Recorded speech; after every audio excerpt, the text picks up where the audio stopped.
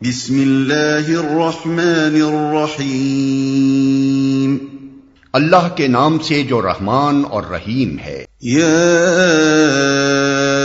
ایہا الذین آمنوا لا بلونکم اللہ بشیء من الصید تنالہ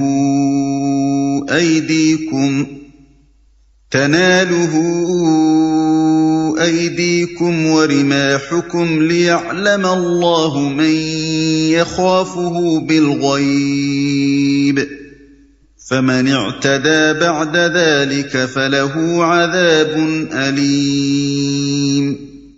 اے لوگو جو ایمان لائے ہو، اللہ تمہیں اس شکار کے ذریعے سے سخت آزمائش میں ڈالے گا جو بالکل تمہارے ہاتھوں اور نیزوں کی زد میں ہوگا، یہ دیکھنے کے لیے کہ تم میں سے کون اس سے غائبانہ ڈرتا ہے۔ پھر جس نے اس تنبیہ کے بعد اللہ کی مقرر کی ہوئی حد سے تجاوز کیا، اس کے لیے دردناک سزا ہے۔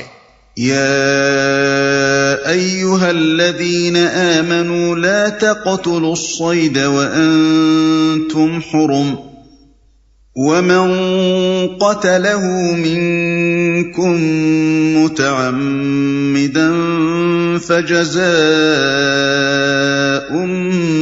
مثل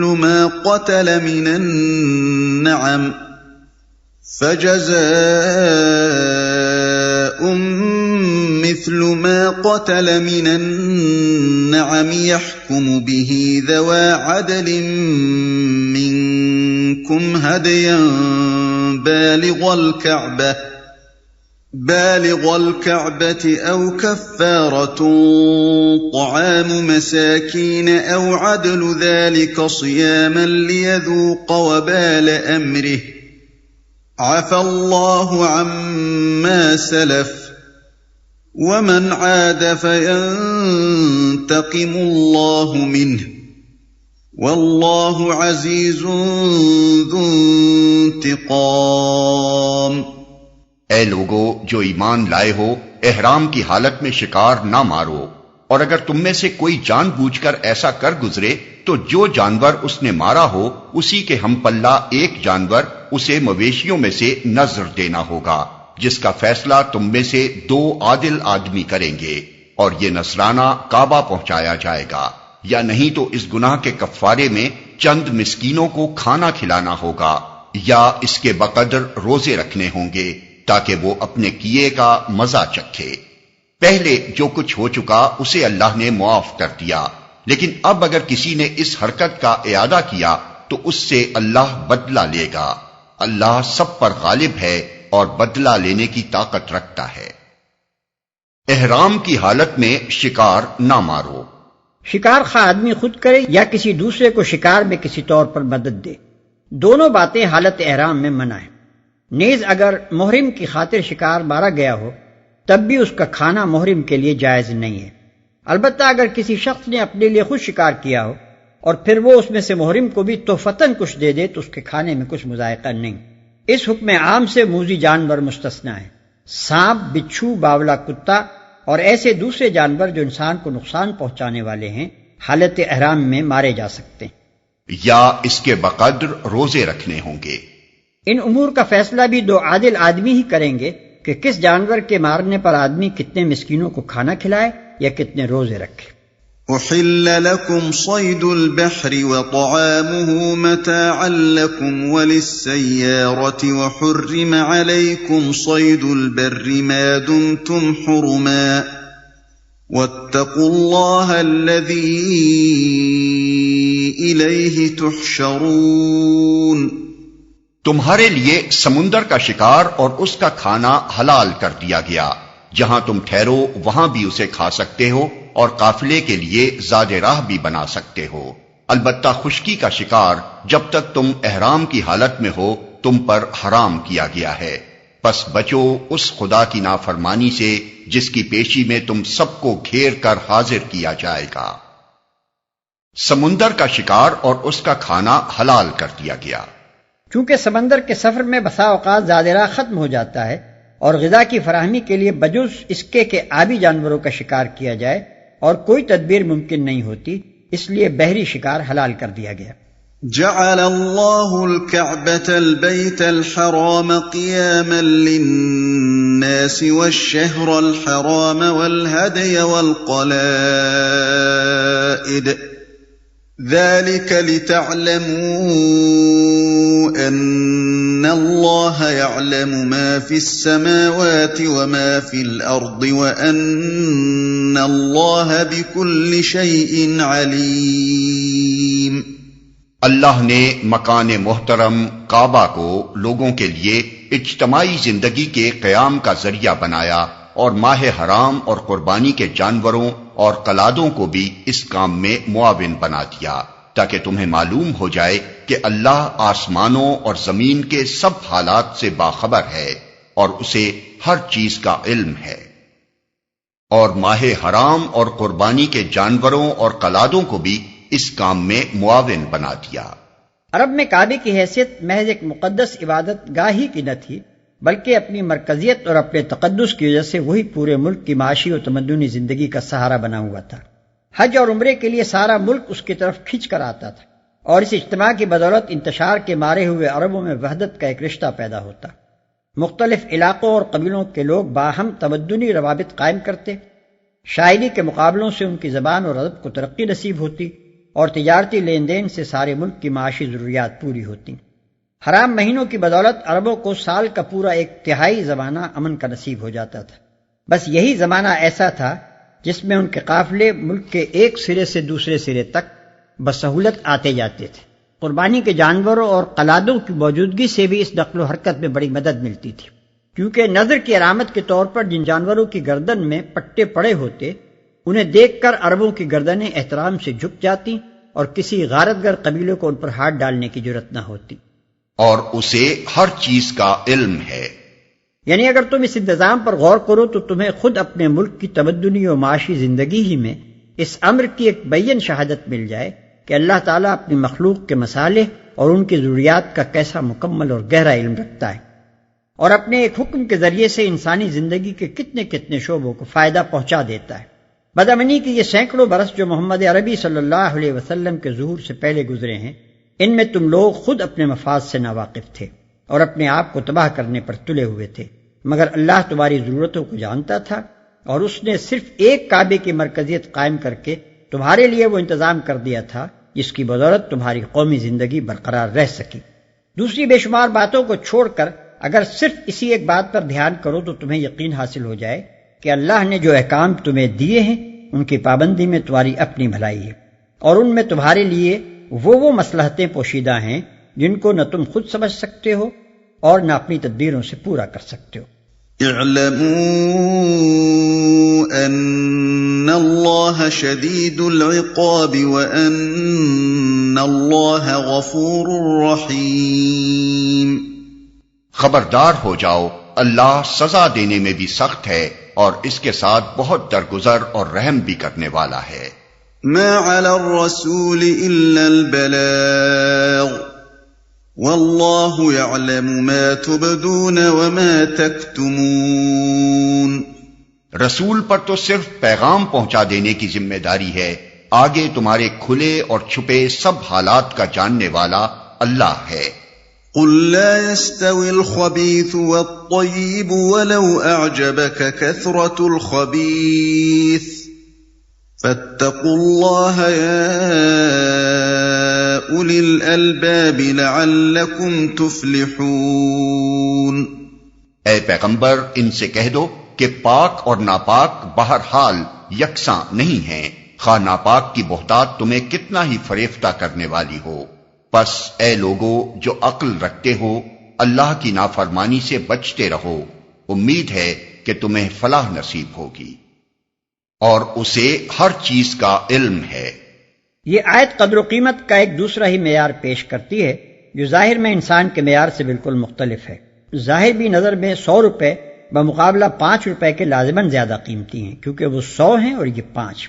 لیکن یہ آیت کہتی ہے کہ 100 روپے اگر خدا کی نافرمانی کر کے حاصل کیے گئے ہوں تو وہ ناپاک ہیں، اور 5 روپے اگر خدا کی فرما برداری کرتے ہوئے کمائے گئے ہوں تو وہ پاک ہیں، اور ناپاک خواہ مقدار میں کتنا ہی زیادہ ہو، بہرحال وہ پاک کے برابر کسی طرح نہیں ہو سکتا۔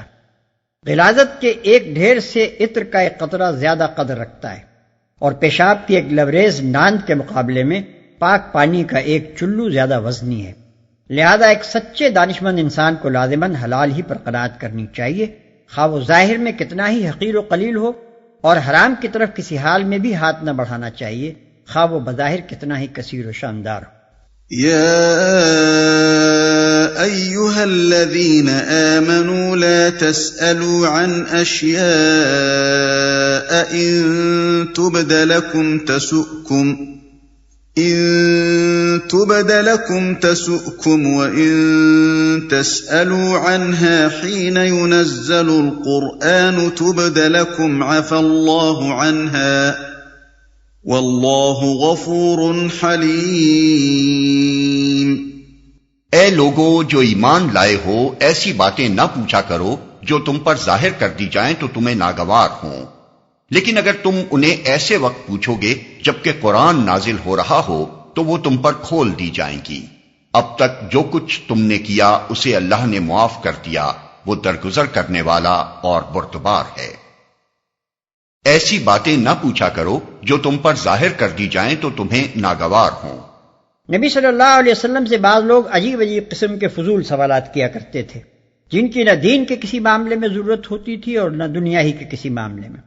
مثلاً ایک موقع پر ایک صاحب بھرے مجمع میں آپ سے پوچھ بیٹھے کہ میرا اصلی باپ کون ہے۔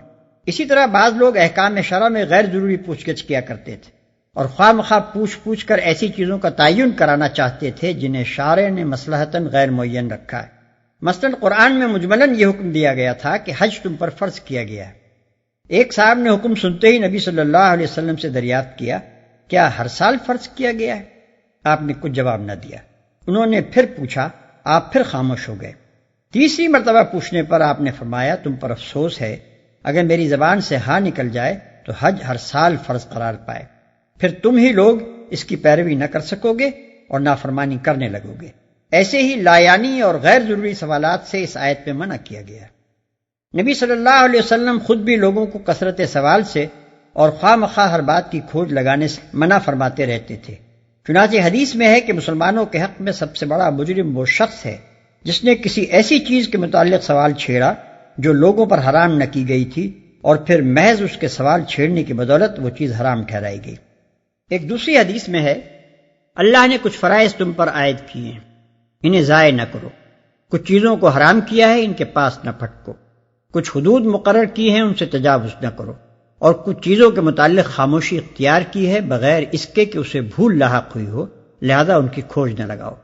ان دونوں حدیثوں میں ایک اہم حقیقت پر متنبہ کیا گیا ہے۔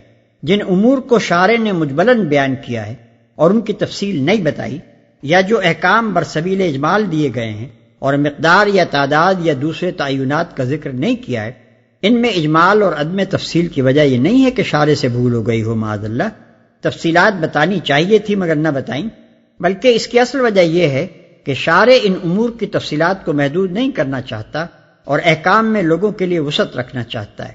اب جو شخص خواہ سوال پر سوال نکال کر تفصیلات اور تعینات اور تقییدات بڑھانے کی کوشش کرتا ہے، اور اگر شارع کے کلام سے یہ چیزیں کسی طرح نہیں نکلتی تو قیاس سے، استنباط سے کسی نہ کسی طرح مجمل کو مفصل، مطلق کو مقید، غیر معین کو معین بنا کر ہی چھوڑتا ہے۔ وہ در حقیقت مسلمانوں کو بڑے خطرے میں ڈالتا ہے، اس لیے کہ ما بعد الطبیعی امور میں جتنی تفصیلات زیادہ ہوں گی، ایمان لانے والے کے لیے اتنی ہی زیادہ الجھن کے مواقع بڑھیں گے، اور احکام میں جتنی قیود زیادہ ہوں گی، پیروی کرنے والے کے لیے خلاف ورزی احکام کے امکانات بھی اسی قدر زیادہ ہوں گے۔ قد سألها قوم من قبلكم ثم أصبحوا بها كافرين۔ تم سے پہلے ایک گروہ نے اسی قسم کے سوالات کیے تھے، پھر وہ لوگ انہی باتوں کی وجہ سے کفر میں مبتلا ہو گئے۔ یعنی پہلے انہوں نے خود ہی عقائد و احکام میں موشگافیاں کی اور ایک ایک چیز کے متعلق سوال کر کر کے تفصیلات اور قیود کا ایک جال اپنے لیے تیار کرایا، پھر خود ہی اس میں الجھ کر اعتقادی گمراہیوں اور عملی نافرمانیوں میں مبتلا ہو گئے۔ اس گروہ سے مراد یہودی ہیں جن کے نقش قدم پر چلنے میں قرآن اور محمد صلی اللہ علیہ وسلم کی تنبیہات کے باوجود مسلمانوں نے کوئی کسر نہیں اٹھا رکھی ہے۔ ما جعل الله من بحيرة ولا سائبة ولا وصيلة ولا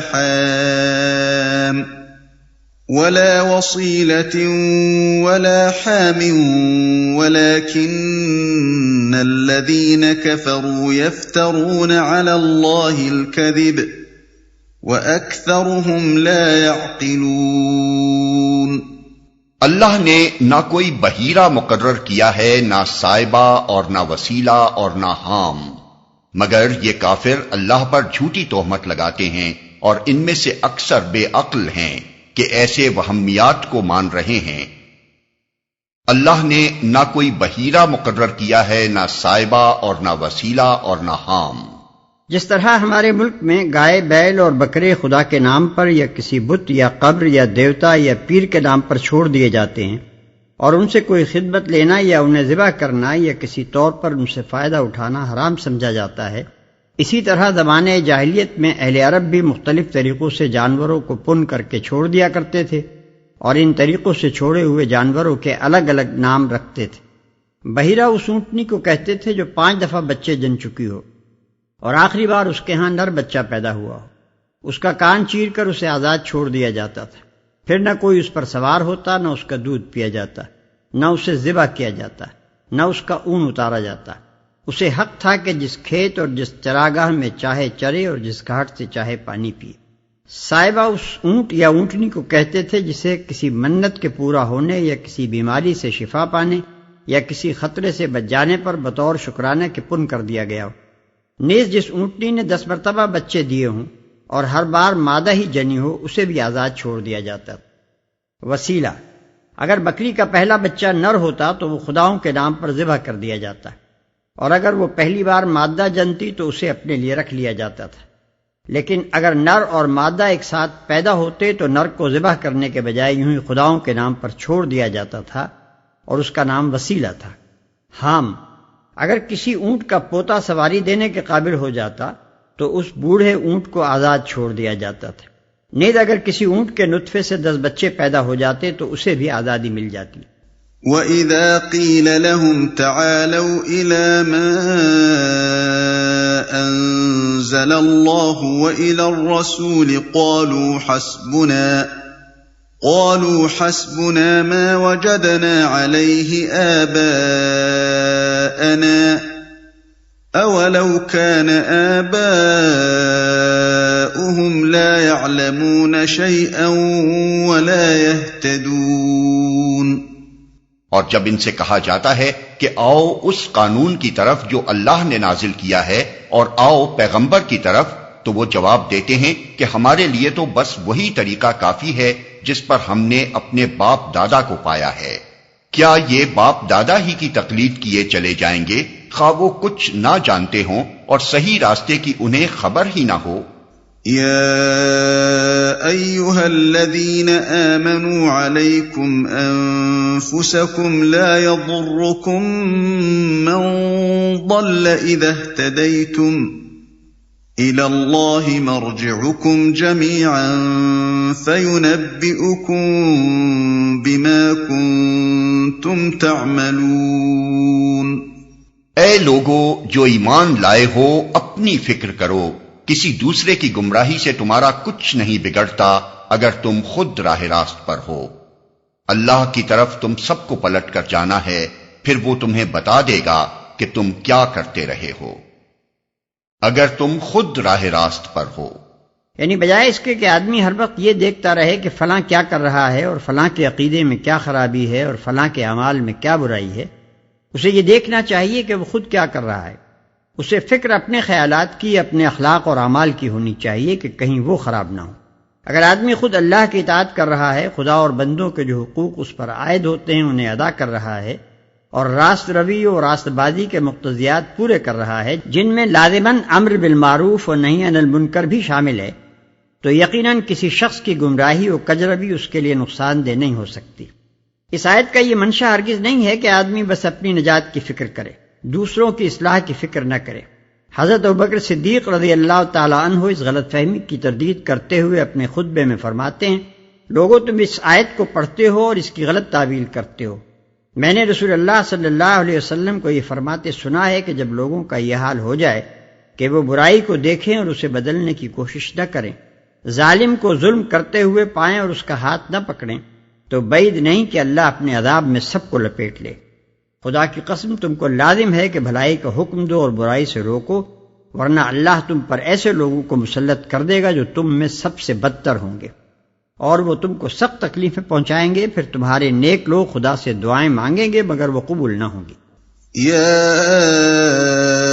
أيها الذين آمنوا شهادة بينكم إذا حضر أحدكم الموت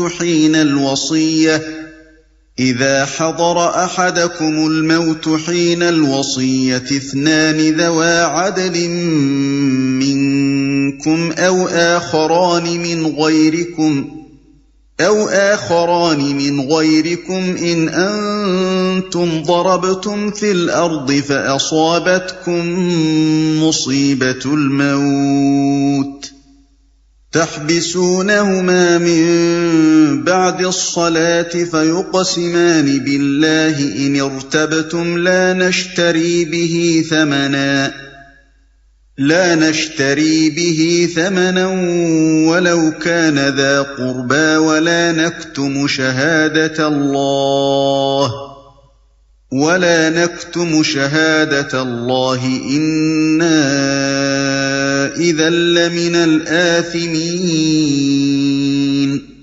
اے لوگو جو ایمان لائے ہو، جب تم میں سے کسی کی موت کا وقت آ جائے اور وہ وصیت کر رہا ہو تو اس کے لیے شہادت کا نصاب یہ ہے کہ تمہاری جماعت میں سے 2 صاحب عدل آدمی گواہ بنائے جائیں، یا اگر تم سفر کی حالت میں ہو اور وہاں موت کی مصیبت پیش آ جائے تو غیر مسلموں ہی میں سے 2 گواہ لے لیے جائیں۔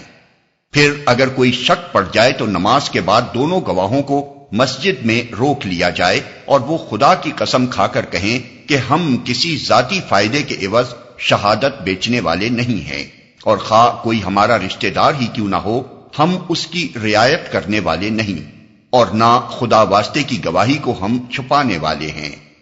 اگر ہم نے ایسا کیا تو گناہگاروں میں شمار ہوں گے۔ تمہاری جماعت میں سے 2 صاحب عدل آدمی گواہ بنائے جائیں، یعنی دیندار، راست باز اور قابل اعتماد مسلمان۔ غیر مسلموں ہی میں سے 2 گواہ لے لیے جائیں۔ اس سے معلوم ہوا کہ مسلمانوں کے معاملات میں غیر مسلم کو شاہد بنانا صرف اس حالت میں درست ہے جبکہ کوئی مسلمان گواہ بننے کے لیے میسر نہ آ سکے۔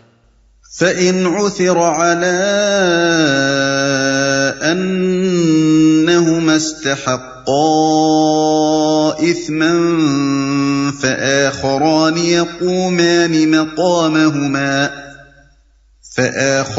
يقومان مقامهما من الذين استحق عليهم الأوليان فيقسمان بالله لشهادتنا أحق من شهادتهما وما اعتدينا إنا إذا لمن الظالمين۔ لیکن اگر پتہ چل جائے کہ ان دونوں نے اپنے آپ کو گناہ میں مبتلا کیا ہے تو پھر ان کی جگہ 2 اور شخص جو ان کی بنسبت شہادت دینے کے لیے اہل تر ہوں ان لوگوں میں سے کھڑے ہوں جن کی حق تلفی ہوئی ہو، اور وہ خدا کی قسم کھا کر کہیں کہ ہماری شہادت ان کی شہادت سے زیادہ برحق ہے اور ہم نے اپنی گواہی میں کوئی زیادتی نہیں کی ہے۔ اگر ہم ایسا کریں تو ظالموں میں سے ہوں گے۔ ذَلِكَ أَدْنَىٰ أَن يَأْتُوا بِالشَّهَادَةِ عَلَىٰ وَجْهِهَا أَوْ يَخَافُوا أَن تُرَدَّ أَيْمَانٌ بَعْدَ أَيْمَانِهِمْ وَاتَّقُوا اللَّهَ وَاسْمَعُوا وَاللَّهُ لَا يَهْدِي الْقَوْمَ الْفَاسِقِينَ۔ اس طریقے سے زیادہ توقع کی جا سکتی ہے کہ لوگ ٹھیک ٹھیک شہادت دیں گے، یا کم از کم اس بات ہی کا خوف کریں گے کہ ان کی قسموں کے بعد دوسری قسموں سے کہیں ان کی تردید نہ ہو جائے۔ اللہ سے ڈرو اور سنو، اللہ نافرمانی کرنے والوں کو اپنی رہنمائی سے محروم کر دیتا ہے۔ يوم يجمع الله الرسل فيقول ماذا أجبتم قالوا لا علم لنا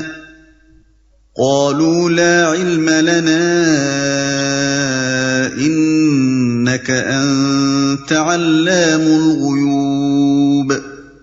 جس روز اللہ سب رسولوں کو جمع کر کے پوچھے گا کہ تمہیں کیا جواب دیا گیا، تو وہ عرض کریں گے کہ ہمیں کچھ علم نہیں، آپ ہی تمام پوشیدہ حقیقتوں کو جانتے ہیں۔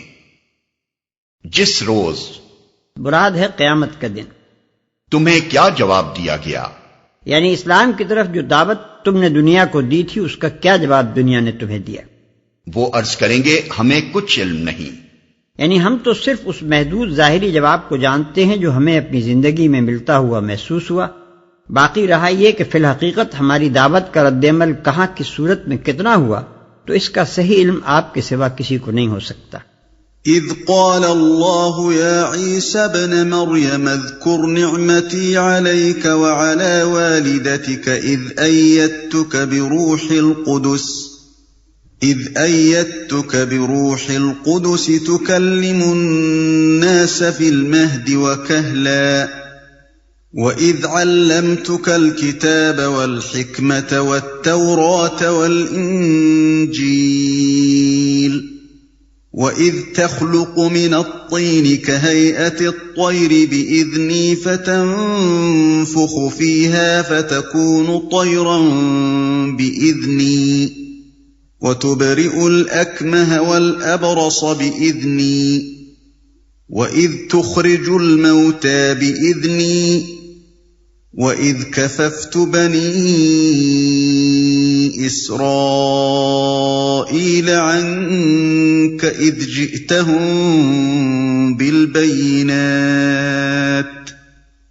جِئْتَهُم بِالْبَيِّنَاتِ فَقَالَ الَّذِينَ كَفَرُوا مِنْهُمْ إِنْ هَذَا إِلَّا سِحْرٌ مُبِينٌ وَإِذْ أَوْحَيْتُ إِلَى الْحَوَارِيِّينَ أَنْ آمِنُوا بِي وَبِرَسُولِي قَالُوا آمَنَّا وَاشْهَدْ بِأَنَّنَا مُسْلِمُونَ۔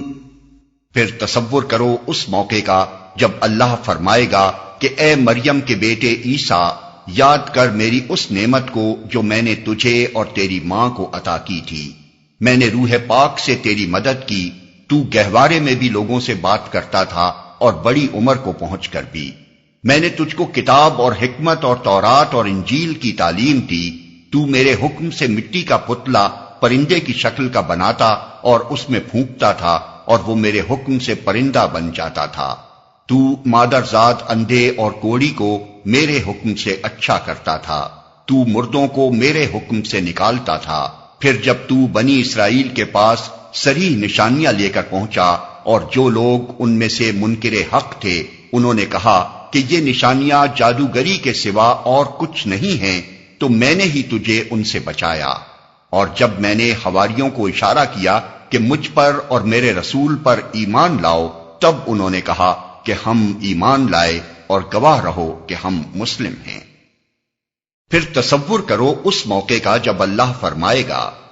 ابتدائی سوال تمام رسولوں سے بحثیت مجموعی ہوگا، پھر ایک ایک رسول سے الگ الگ شہادت لی جائے گی، جیسا کہ قرآن مجید میں متعدد مقامات پر بتصریح ارشاد ہوا ہے۔ اس سلسلے میں حضرت عیسیٰ علیہ السلام سے جو سوال کیا جائے گا وہ یہاں بطور خاص نقل کیا جا رہا ہے۔ تو مردوں کو میرے حکم سے نکالتا تھا، یعنی حالت موت سے نکال کر زندگی کی حالت میں لاتا تھا۔ گواہ رہو کہ ہم مسلم ہیں، یعنی حواریوں کا تجھ پر ایمان لانا بھی ہمارے فضل اور توفیق کا نتیجہ تھا، ورنہ تجھ میں تو اتنی طاقت بھی نہ تھی کہ اس جھٹلانے والی آبادی میں ایک ہی تصدیق کرنے والا اپنے بلبوتے پر پیدا کر لیتا۔ ضمناً یہاں یہ بھی بتا دیا کہ حواریوں کا اصل دین اسلام تھا نہ کہ عیسائیت۔ اذ قال الحواريون يا عيسى ابن مريم هل يستطيع ربك أن ينزل علينا مائدة فائدة من السماء قال اتقوا الله إن كنتم مؤمنين۔ حواریوں کے سلسلے میں یہ واقعہ بھی یاد رہے کہ جب حواریوں نے کہا اے عیسیٰ ابن مریم، کیا آپ کا رب ہم پر آسمان سے کھانے کا ایک خوان اتار سکتا ہے؟ تو عیسیٰ نے کہا اللہ سے ڈرو اگر تم مومن ہو۔ حواریوں کے سلسلے میں چونکہ حواریوں کا ذکر آ گیا تھا، اس لیے سلسلہ کلام کو توڑ کر جملہ معترضہ کے طور پر یہاں حواریوں ہی کے متعلق ایک اور واقعے کی طرف بھی اشارہ کر دیا گیا، جس سے یہ بات صاف ظاہر ہوتی ہے کہ مسیح علیہ السلام سے براہ راست جن شاگردوں نے تعلیم پائی تھی وہ مسیح کو ایک انسان اور محض ایک بندہ سمجھتے تھے، اور ان کے وہم و گمان میں بھی اپنے مرشد کے خدا یا شریک خدا یا فرزند خدا ہونے کا تصور نہ تھا۔ نیز یہ کہ مسیح نے خود بھی اپنے آپ کو ان کے سامنے ایک بندہ بے اختیار کی حیثیت سے پیش کیا تھا۔ یہاں یہ سوال کیا جا سکتا ہے کہ جو گفتگو قیامت کے روز ہونے والی ہے اس کے اندر اس جملہ معترضہ کا کون سا موقع ہوگا؟ اس کا جواب یہ ہے کہ یہ جملہ معترضہ اس گفتگو سے متعلق نہیں ہے جو قیامت کے روز ہوگی، بلکہ اس کی اس پیش کی حکایت سے متعلق ہے جو اس دنیا میں کی جا رہی ہے۔ قیامت کی اس ہونے والی گفتگو کا ذکر یہاں کیا ہی اس لیے جا رہا ہے کہ موجودہ زندگی میں عیسائیوں کو اس سے سبق ملے اور وہ راہ راست پر آئیں، لہذا اس گفتگو کے سلسلے میں حواریوں کے اس واقعے کا ذکر بطور ایک جملہ معترضہ کے آنا کسی طرح غیر متعلق نہیں ہے۔ قالوا نريد أن نأكل منها وتطمئن قلوبنا ونعلم أن قد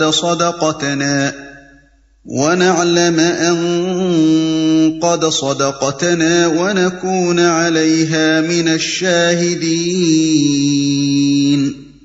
انہوں نے کہا ہم بس یہ چاہتے ہیں کہ اس خوان سے کھانا کھائیں اور ہمارے دل مطمئن ہوں اور ہمیں معلوم ہو جائے کہ آپ نے جو کچھ ہم سے کہا ہے وہ سچ ہے اور ہم اس پر گواہ ہوں۔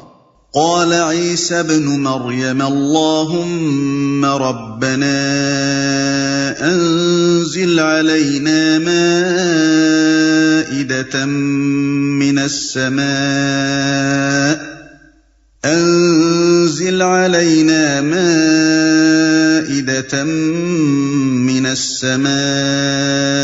تكون لنا عيدا لأولنا وآخرنا وآية منك وارزقنا وأنت خير الرازقين۔ قال الله إني منزلها عليكم فمن يكفر بعد منكم فإني أعذبه عذابا لا أعذبه أحدا من العالمين۔ اس پر عیسیٰ ابن مریم نے دعا کی خدایا ہمارے رب ہم پر آسمان سے ایک خوان نازل کر جو ہمارے لیے اور ہمارے اگلوں پچھلوں کے لیے خوشی کا موقع قرار پائے اور تیری طرف سے ایک نشانی ہو، ہم کو رزق دے اور تو بہترین رازق ہے۔ اللہ نے جواب دیا میں اس کو تم پر نازل کرنے والا ہوں، مگر اس کے بعد جو تم میں سے کفر کرے گا اسے میں ایسی سزا دوں گا جو دنیا میں کسی کو نہ دی ہوگی۔ میں اس کو تم پر نازل کرنے والا ہوں۔ قرآن اس باب میں خاموش ہے کہ یہ خوان فی الواقع اتارا گیا یا نہیں۔ دوسرے کسی معتبر ذریعے سے بھی اس سوال کا جواب نہیں ملتا۔ ممکن ہے کہ یہ نازل ہوا ہو اور ممکن ہے کہ حواریوں نے بعد کی خوفناک دھمکی سن کر اپنی درخواست واپس لے لی ہو۔ وَإِذْ قَالَ اللَّهُ يَا عِيسَى ابْنَ مَرْيَمَ أَأَنْتَ قُلْتَ لِلنَّاسِ اتَّخِذُونِي وَأُمِّيَ إِلَٰهَيْنِ مِن دُونِ اللَّهِ قَالَ سُبْحَانَكَ مَا يَكُونُ لِي أَنْ أَقُولَ مَا لَيْسَ لِي بِحَقٍّ إِن كُنتُ قُلْتُهُ فَقَدْ عَلِمْتَهُ تَعْلَمُ مَا فِي نَفْسِي وَلَا أَعْلَمُ مَا فِي نَفْسِكَ إِنَّكَ أَنْتَ عَلَّامُ الْغُيُوبِ۔ غرض جب یہ احسانات یاد دلا کر اللہ فرمائے گا کہ اے عیسیٰ بن مریم کیا تو نے لوگوں سے کہا تھا کہ خدا کے سوا مجھے اور میری ماں کو بھی خدا بنا لو؟ تو وہ جواب میں عرض کرے گا کہ سبحان اللہ، میرا یہ کام نہ تھا کہ وہ بات کہتا جس کے کہنے کا مجھے حق نہ تھا۔ اگر میں نے ایسی بات کہی ہوتی تو آپ کو ضرور علم ہوتا۔ آپ جانتے ہیں جو کچھ میرے دل میں ہے، اور میں نہیں جانتا جو کچھ آپ کے دل میں ہے۔ آپ تو ساری پوشیدہ حقیقتوں کے عالم ہیں۔ کیا تو نے لوگوں سے کہا تھا کہ خدا کے سوا مجھے اور میری ماں کو بھی خدا بنا لو؟ عیسائیوں نے اللہ کے ساتھ صرف مسیح اور روح القدس کو خدا بنانے پر اکتفا نہیں کیا، بلکہ مسیح علیہ السلام کی والدہ ماجدہ حضرت مریم علیہ السلام کو بھی ایک مستقل معبود بنا ڈالا۔ حضرت مریم علیہ السلام کی الوہیت یا قدوسیت کے متعلق کوئی اشارہ تک بائبل میں موجود نہیں ہے۔ مسیح کے بعد ابتدائی 300 برس تک عیسائی دنیا اس تخیل سے بالکل ناآشنا تھی۔ 3 صدی عیسوی کے آخری دور میں اسکندریہ کے بعد علماء دینیات نے پہلی مرتبہ حضرت مریم کے لیے ام اللہ یا مادر خدا کے الفاظ استعمال کیے۔ اس کے بعد آہستہ آہستہ الوہیت مریم کا عقیدہ اور مریم پرستی کا طریقہ عیسائیوں میں پھیلنا شروع ہوا، لیکن اول چرچ اسے باقاعدہ تسلیم کرنے کے لیے تیار نہ تھا، بلکہ مریم پرستوں کو فاسد العقیدہ قرار دیتا تھا۔ پھر جب نستوریس کے اس عقیدے پر کہ مسیح کی واحد ذات میں 2 مستقل جداگانہ شخصیتیں جمع تھیں، مسیحی دنیا میں بحث و جدال کا ایک طوفان اٹھ کھڑا ہوا، تو اس کا تصفیہ کرنے کے لیے 431 عیسوی میں شہر افسوس میں ایک کونسل منعقد ہوئی، اور اس کونسل میں پہلی مرتبہ کلیسا کی سرکاری زبان میں حضرت مریم کے لیے مادر خدا کا لقب استعمال کیا گیا۔ اس کا نتیجہ یہ ہوا کہ مریم پرستی کا جو مرض اب تک کلیسا کے باہر پھیل رہا تھا، وہ اس کے بعد کلیسا کے اندر بھی تیزی کے ساتھ پھیلنے لگا، حتیٰ کہ نزول قرآن کے زمانے تک پہنچتے پہنچتے حضرت مریم اتنی بڑی دیوی بن گئیں کہ باپ، بیٹا اور روح القدس تینوں ان کے سامنے ہیچ ہو گئے۔ ان کے مجسمے جگہ جگہ کلیساؤں میں رکھے ہوئے تھے، ان کے آگے عبادت کے جملہ مراسم ادا کیے جاتے تھے، انہی سے دعائیں مانگی جاتی تھیں، وہی فریاد رس، حاجت روا، مشکل کشا اور بے کسوں کی پشتیبان تھیں۔ اور ایک مسیحی بندے کے لیے سب سے بڑا ذریعہ اعتماد اگر کوئی تھا تو وہ یہ تھا کہ مادر خدا کی حمایت و سرپرستی اسے حاصل ہو۔ قیصر جسٹینین اپنے قانون کی تمہید میں حضرت مریم علیہ السلام کو اپنی سلطنت کا حامی و ناصر قرار دیتا ہے۔ اس کا مشہور جنرل نرسیس میدان جنگ میں حضرت مریم علیہ السلام سے ہدایت و رہنمائی طلب کرتا ہے۔ نبی صلی اللہ علیہ وسلم کے ہم عصر قیصر ہرقل نے اپنے جھنڈے پر مادر خدا کی تصویر بنا رکھی تھی، اور اسے یقین تھا کہ اس تصویر کی برکت سے یہ جھنڈا سرنگوں نہ ہوگا۔ اگرچہ بعد کی صدیوں میں تحریک اصلاح کے اثر سے پروٹسٹنٹ عیسائیوں نے مریم پرستی کے خلاف شدت سے آواز اٹھائی، لیکن رومن کیتھولک کلیسا آج تک اس مسلک پر قائم ہے۔ ما قلت لهم إلا ما أمرتني به أن اعبدوا الله ربي وربكم وكنت عليهم شهيدا ما دمت فيهم فلما توفيتني كنت أنت الرقيب عليهم وأنت على كل شيء شهيد۔ میں نے ان سے اس کے سوا کچھ نہ کہا جس کا آپ نے حکم دیا تھا، یہ کہ اللہ کی بندگی کرو جو میرا رب بھی ہے اور تمہارا رب بھی۔ میں اسی وقت تک ان کا نگراں تھا جب تک کہ میں ان کے درمیان تھا۔ جب آپ نے مجھے واپس بلا لیا تو آپ ان پر نگراں تھے، اور آپ تو ساری ہی چیزوں پر نگراں ہیں۔ ان تعذبهم فإنهم عبادك وإن تغفر لهم فإنك أنت العزيز الحكيم۔ اب اگر آپ انہیں سزا دیں تو وہ آپ کے بندے ہیں، اور اگر معاف کر دیں تو آپ غالب اور دانا ہیں۔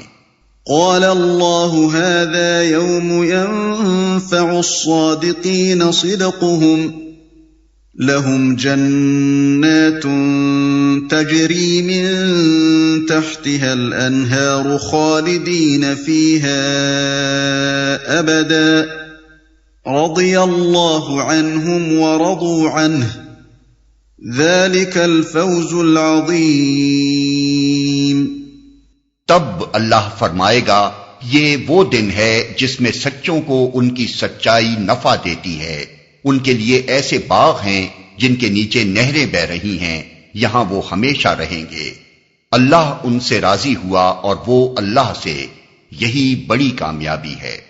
للہ ملک السماوات والارض وما فیہن وهو على كل شيء قدیر۔ زمین اور آسمانوں اور تمام موجودات کی بادشاہی اللہ ہی کے لیے ہے اور وہ ہر چیز پر قدرت رکھتا ہے۔